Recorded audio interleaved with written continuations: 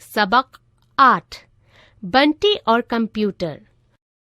दुबला पतला बंटी धीरे धीरे मोटा होता जा रहा था। उसकी माँ बहुत खुश थी कि बंटी की सेहत अच्छी हो रही है। कुछ ही महीनों में बंटी का जिस्म बेडौल होने लगा। अब उसे थोड़ा सा भी पैदल चलना पड़ता या सीढ़ियां चढ़नी होती तो वो हाँफने लगता। स्कूल में भी सारे बच्चे उसे मोटू कहकर चिढ़ाने लगे। पहले शाम के वक्त बंटी खेलने जाता था, लेकिन जब से उसके पापा ने कंप्यूटर खरीदा तब से उसका खेलना कूदना और कहीं आना जाना बंद हो गया। हालत ये हो गई कि अगर उसके माँ बाप डांट डपट कर ना उठाएं तो वो खाने और सोने के लिए भी ना उठे।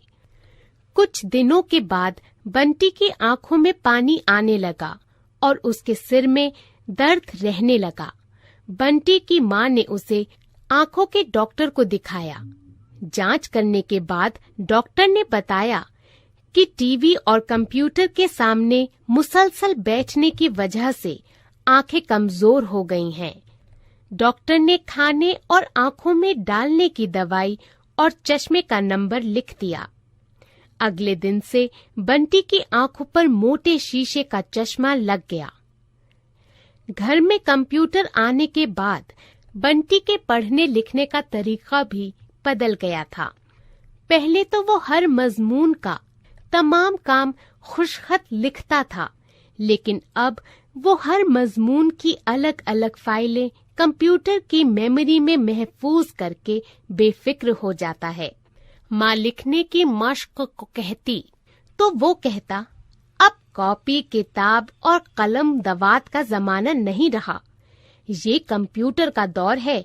सारा इल्म, सारी मालूमात एक छोटी सी चिप में महफूज कर ली जाती है। बंटी के सालाना इम्तिहान का वक्त आ गया।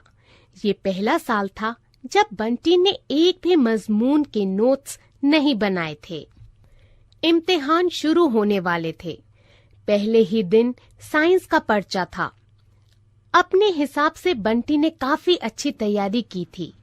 इम्तिहान से पहले वाली रात को उसने साइंस की फाइल खोली ताकि सोने से पहले सारे सवालात के जवाबात एक बार दोहरा ले। तभी अचानक बिजली चली गई। बंटी भागा भागा छत पर गया तो देखा कि पूरे शहर की बिजली गायब थी।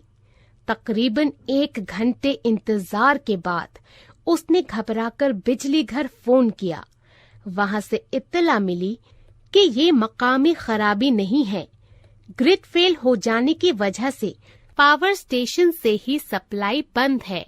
कल सुबह से पहले बिजली आने की कोई उम्मीद नहीं। बंटी के पांव तले जमीन खिसक गई। सारी रात बंटी को नींद नहीं आई। सुबह बहुत उदास मन से वो इम्तिहान देने पहुंचा और पुरानी यादाश्त के भरोसे सवालात के जवाबात लिखने लगा। लेकिन ये क्या, उसका कलम रफ्तार ही नहीं पकड़ रहा था। वजह ये थी कि काफी वक्त से उसकी लिखने की आदत छूट गई थी। वो जैसे तैसे 3-4 सवालात के जवाबात ही लिख सका था कि वक्त खत्म होने की घंटी बज गई और उससे जवाबी कॉपी ले ली गई। जब बंटी स्कूल से मुंह लटकाए घर पहुंचा तो माँ समझ गई कि दाल में कुछ काला है। क्यों बंटी, क्या बात है? तुम्हारा मुंह क्यों लटका है? पेपर कैसा हुआ? माँ ने पूछा।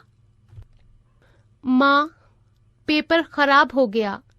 बिजली ना होने की वजह से मैं रात में सवालात के जवाबात दोहरा नहीं सका और जो कुछ याद था उसे लिखने बैठा तो कलम ही नहीं चल रहा था।